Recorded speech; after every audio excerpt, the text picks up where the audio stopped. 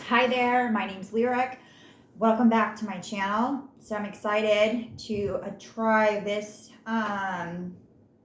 this poem and do like a give you some different feedback on material like this. So this video that I'm recording today is for an individual named Brett. So thank you so much for your feedback on my last video. So I wanted to show my appreciation by dedicating this video to you. Spoiler alert, if things that are biblical, things that are about Jesus, things that are about spirituality, things that are traditional, if those things upset you or trigger you, you need to work on that. And because this poem is full of that. So anyways, I'll show you where I'm getting all of this junk from. I'm a really shy person, so when I talk in front of people, I get really, I get short of breath sometimes. I have really bad social anxiety, and there's no one here except for my son, but I know that people are watching. So anyways, this is the book. There's a ton of work in here from different regions, and it's all classified as gnostic literature. And so anyways, yeah, so you can look up those terms. If there's any terms that you're not familiar with, just feel free to look them up on the internet. I also just wanted to mention, because when I was thinking about doing this video, like these ideas were coming in my mind, and I didn't know which reading I would do, but I just wanted to say that, you know, I'm not like a special person. I wasn't like chosen by God. I wasn't like hit on the head with the magic rainbow stick and like got all these downloads and all this magical junk and all this stuff that happened. But in fact, you know, I come from a long history of abuse and emotional suffering. I was raised in poverty. I suffered sexual abuse. I'm a recovering drug addict. And so I had to face my demons. And the way that I chose to face my demons was by taking care of myself. And I learned kind of how to do that on my own. And I used spiritual aids to help me. And that's how I got better. So just throwing that out there. So, okay. So this poem, like I said, I told you already, like the disclaimer about how it sounds. So I'm going to read through it, and then I'll identify or I'll clarify what some of these iconologies actually are. Because I think that in the olden days, people had to be more secretive in the ways that they shared their knowledge, and the ways that they helped other people, and the ways that they communicated with others. That they couldn't just say, like, you know, hey, I'm gay. Like, and I know in our society that that's a weird thing to say, but as an example, because in our society today, like it's a lot, and especially in America, like we're a lot more self-expressive, and you know, what is it? Is it the Second Amendment that I can say whatever I want, basically? It's funny that we actually have to have a government to tell us that. Don't you think that's odd? Anyways, probably from all kinds of stuff that happened in history, which I don't know that much about. But I'm waffling off. So this poem is called The Mystery of Undefiled Marriage.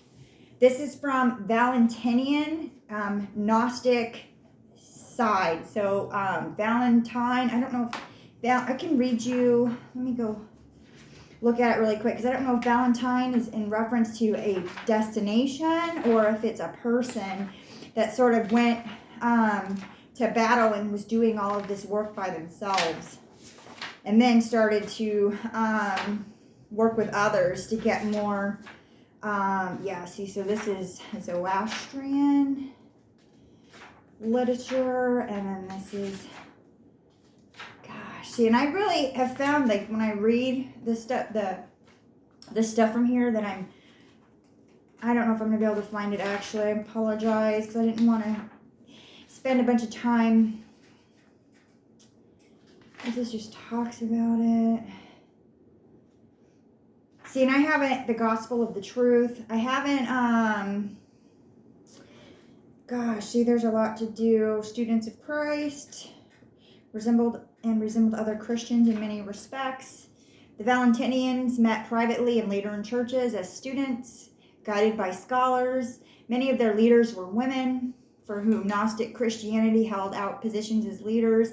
So there's just a lot of stuff that we can really look into and learn more about, like religion and stuff, because I know that a lot of stuff in our reality is portrayed incorrectly. And so it's up to the student to seek out these references personally. You can't trust another individual to tell you how you're supposed to believe. Like, that's incorrect. You have to seek these things on your own. So anyways, let's get started on this poem. The mystery of the undefiled marriage. Okay. No one can know when the husband and wife have sex except those two, the individual. Marriage in the world is a mystery for those who are married. Marriage in the world is a mystery for those who are married. If there is a hidden defilement in the marriage, how much greater is the true mystery of the undefiled marriage? It is not fleshly, but pure. So, and I feel like that's still in relationship to what the last reading was about, was the psyche, was about the subconscious and conscious mind merging, and those integrating that into the reality. Hold on a second here. Marriage, and I just don't know what they mean by marriage in the world. So I guess the way that we see it, because we don't really, as human beings, we have a hard time talking about, or really getting to the bottom of the things that are happening in the minds. Like, we want to just kind of push that aside and only deal with what we see outside of ourselves. But yet we suffer from addictions, we suffer from disease, we suffer from poverty, we suffer from hate, we suffer from ignorance, and those are all related to what's happening in the mind. But as human beings, we ignore that and we just deal with the outside surfaces, which is incorrect. Okay, let's keep going. It belongs not to desire, but to the will. So making decisions for ourselves, overcoming our circumstances, overcoming our challenges, realizing that what we see in this life is just part of the reality. It's not the whole reality. That this part and the subconscious and the conscious, and even then, that's not the whole reality. That's only part of the reality that we can understand and that we can participate in and that we can intersect with and that we can alter, okay? Because that's the main deal there. That's the key thing, is the alteration of that. Instead of just like letting life berate you over and over and over and over again and all the suffering that comes with that, okay? It belongs not to desire, but to the will. It belongs not to the darkness of the night, but to the day and the light. So I hope I don't get like emotional.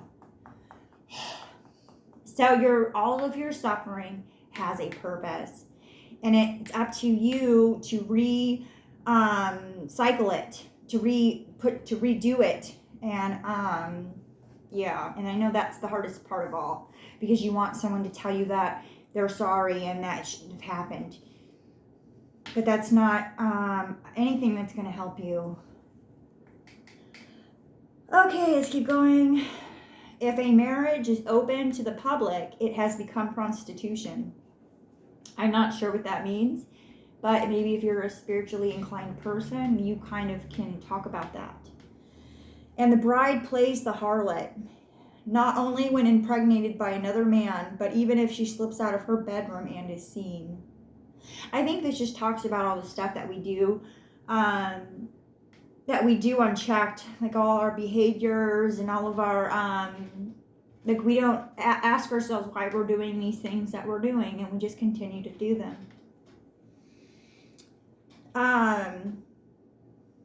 Let her show herself only to her father and her mother and to the friend and attendants of the bridegroom. They are permitted to enter day into the bridal chamber, but let the others yearn just to listen to her voice of experience, okay? and to enjoy her fragrant ointments, and let them feed on the crumbs falling from the table like dogs. Bridegrooms and brides belong to the bridal chamber. No one shall be able to see the bridegroom or bride unless one becomes a bridegroom or bride. Someone that unites all of their dark and light aspects. Someone that takes the time to form their own beliefs. A person that integrates all this stuff and they're like a holistic person. And they're not like this person just living on the outside, like how a lot of society is, and the way our society continually teach us that's what we're supposed to do. Even in the church, like they teach that. They don't mean to, but they don't go deep enough into the teachings of Christ. They don't go deep enough into the human psyche. They don't bother doing that, which is incorrect. So that's all I have. I hope that you like this poem, and I'll see you later.